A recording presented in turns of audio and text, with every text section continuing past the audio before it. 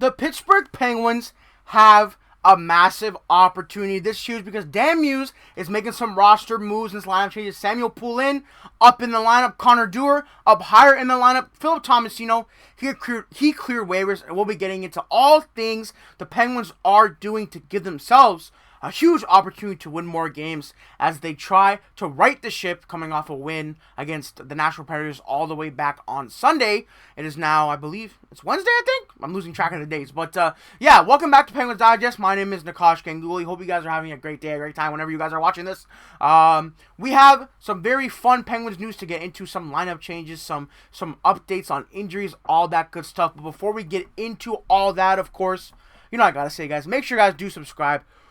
We are trying to get to 2,500 subscribers on the channel. I think we're only 10 away, and 67.5% of viewers are not subscribed to the channel. So if you are part of that large portion of Penguins Digest viewers who are not subscribed to the channel, hit that subscribe button. It's really easy, and we're covering absolutely everything Pittsburgh Penguins news related here on the channel. Game recaps, game previews, whenever we can get those out for you as well. But yeah, a lot of news going on. And of course, as always, guys, if you are interested in joining the Digest Media team, you know, you see the other Digest Media channels. There's Penguins Digest. There's a bunch of them. We are always looking for more people to join. So if you type in that link right below me, or it's also in the description below. You can apply. It's really easy. It's really fun. Yeah, I think you'll love it if you do end up joining the Digest Media team. Again, I've rambled on for almost 2 minutes. Let's get into the video. All right. So first things first, we did have this news from Elliot Friedman at 2 p.m. Eastern Standard Time today, so about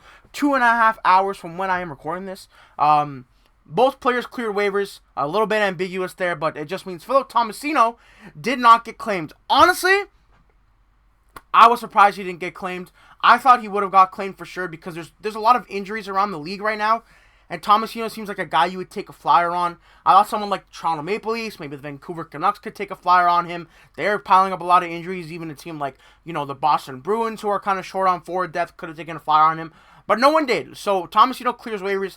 It's good for the Penguins. I mean, at the end of the day, he wasn't really playing. I know there's some decent potential there, but yeah, again, just nothing too crazy. But the stats, I went over this yesterday. Again, only 1 point in 9 games throughout this season. Last season, he was, you know, just under half a point a game, which was interesting. Again, former first overall pick in 2019, which is 6 years ago now.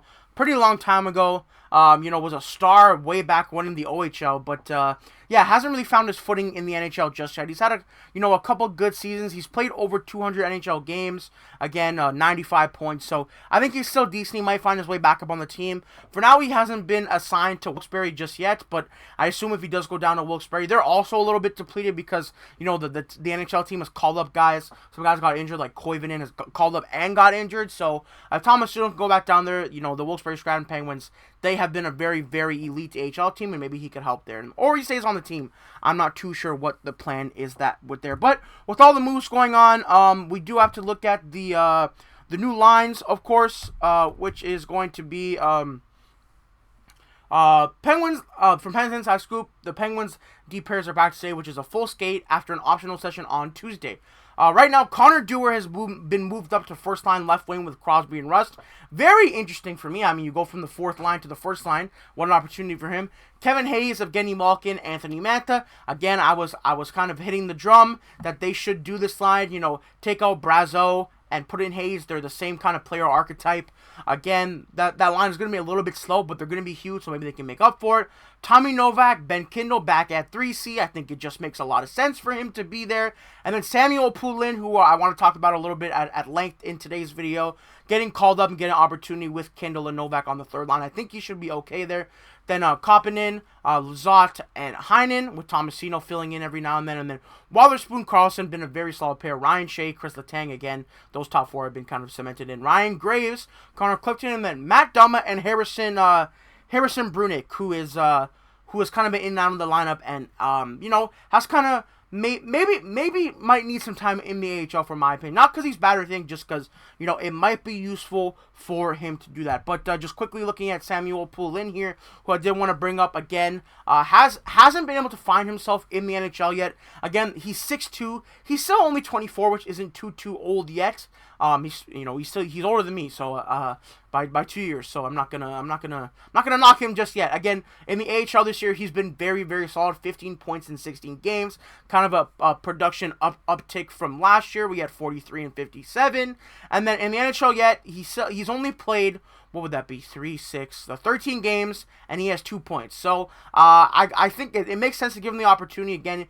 He was drafted in the other, the other era of Penguins hockey with Hextall and Bryden Burke, which I know we don't look back on too fondly, but we can't blame Samuel Poulin for that, of course. But yeah, again, a big bang and crash guy, it seemed, just looking at his stats. A larger player. I think him and Kindle could be pretty decent together. He's a right wing who does shoot left, which is a little interesting. He bully on his his offhand, going up the right wing there. And I think him, Novak, and Kindle could be a solid line. So I'm pretty excited to see what Poulin can do. I'm hoping he can, just be a cog in the machine here. We don't need him to be anything too crazy or too good. But I'm kind of hoping out for him, because I know a lot of Penguins fans and a lot of prospects, analytics guys, they don't like him at all. So it would be nice, just even if Poulin could become a solid third liner, I think you're happy with that at this point in his career. And of course, just looking at what Josh Yohe said in his article today, he said Samuel Poulin, the former first-round pick who has never found his footing in the NHL, is back with the Penguins after the team announced Ville Koivunen is week to week with injury. Hopefully Koivunen gets better again. You guys know I'm the captain of the Ville Koivunen fan club. Philip Tomasino, very disappointing so far this season, following an intriguing first campaign with the Penguins, has been placed on waivers. If he clears, it looks like he'll head to Wilkes-Barre. The Penguins held an optional practice on Tuesday at the Muse Sports Complex, as Muse is giving his team additional time to adjust to the travel and time zone changes presented by the Swedish trip, and the Penguins return to action on Friday at home against the Minnesota Wild. So yeah, Samuel Poulin, super interesting, and hopefully I think he'll come in and he'll be a super solid player. I'm excited for him. There's been so many new, promising players coming in and out of the Penguins lineup. I think it's been a lot of fun, and I think they're just going to continue that throughout the season here. And then, obviously, Connor Dewar is on the first line. Again, he's had an okay season production-wise. He's been on the fourth line most of the year. He's similar point production to last year with the Penguins when he got traded from the Toronto Maple Leafs. Again, 6 points in 19 games. The year before that, 17 points in 17 games. So yeah, a fourth liner player on the first line. Again, he's 5'10", 187. Not the biggest player, but it seems like he's super excited to play on that first line with Crosby and Rust. And I mean, who really wouldn't be? He said, one day, when you're all done, you'll look back and tell your kids you played with Sidney Crosby and actually played some games with him. So it's pretty cool. The task for myself is just to be myself and play my game. I try not to defer to those guys too much. And yeah, Connor Dewar is a tenacious forward. I mean, he's not the biggest guy, but he plays larger than what his body type is, in my opinion. I've watched a decent amount of him, and I think he's pretty good. I kind of remember with the Leafs, he was a fourth line forward, but was okay for them in those playoff runs. If you want to call them runs. But yeah, I think he's tenacious forward. I think he'll honestly fit Sidney Crosby's kind of archetype. Just a player who works hard. He's not a finesse skill guy, but I think he'll get in the corners. I think he'll do a lot of the brunt work Sidney Crosby loves from his line mates, and the brunt work he does himself. And I think he'll fit in with two veteran guys who have been around for a long time. So I think this could work. And Sidney Crosby, the guy can play with anyone, so you can't really complain there. And then quickly looking at Harrison Brunick, who I touched on earlier, we have a plan for him. We've been working through that plan. There's on ice, there's off ice, there's radio, there's a lot of things to do that have gone on behind the scenes, which may not be as evident here. And of course, Brunick, only 1 point in 9 games, a -4. I think he might be long for the AHL at some point. Again, it's not a knock on him. The guy was a second overall pick in 2024, and he's 19 years old. There's really nothing wrong if he goes down to the AHL, and I honestly think he could use it. I think he's kind of the odd man out with the Penguins right now, despite, people not loving him like a Ryan Graves or a Matt Dunn or even a Connor Clifton. I know we want to see the young guys play it, but someone like Ben Kindle's been so good. I think Karlsson, Wallersoon has been good. Letang has been improving over the season. But I think Brunick, it might be at some point he'll see him go down to the AHL.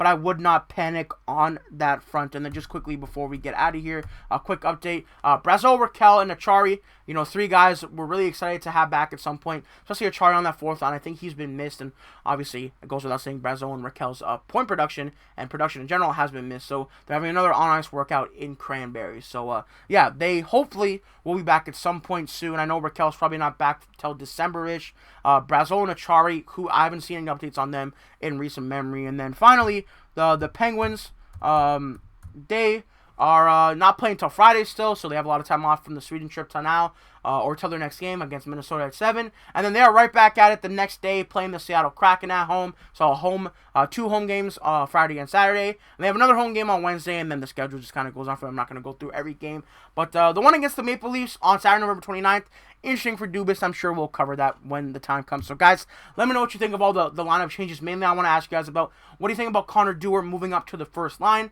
And second, I want to ask you, what are you expecting from Samuel Poulin as he does make his season debut? I'm hoping for the best for him. I honestly think he deserves a shot here. So, with that being said, I hope you guys enjoyed the video. Subscribe if you did. And, yeah, we'll see you guys for everything Penguins Digest. Peace out for now.